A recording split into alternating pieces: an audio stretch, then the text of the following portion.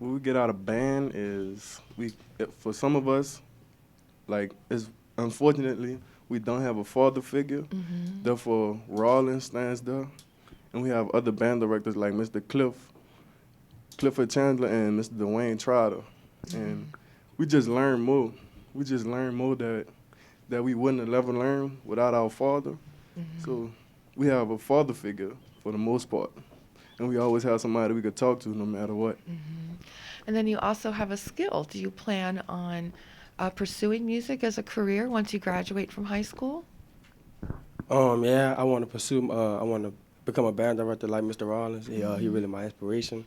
Want to go to college he went to, and graduate in musical education, and come back to Landry and be a band director once he retires. That's a beautiful thing, Mr. Once he retires. You act like Mr. Rollins is old or something. He's getting up there. He's getting up there.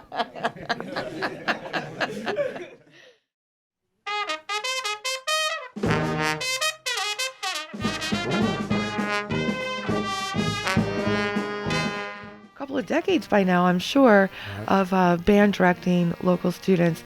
What do you find most satisfying about that?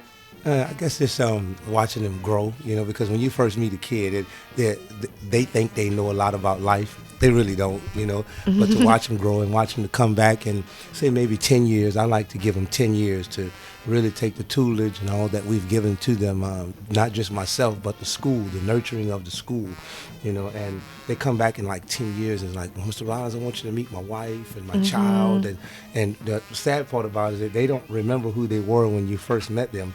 So we have a little project that we do in the band room. I take the smallest kid in the band every year. We have one now, Jamari. He plays French horn and mellophone in the band.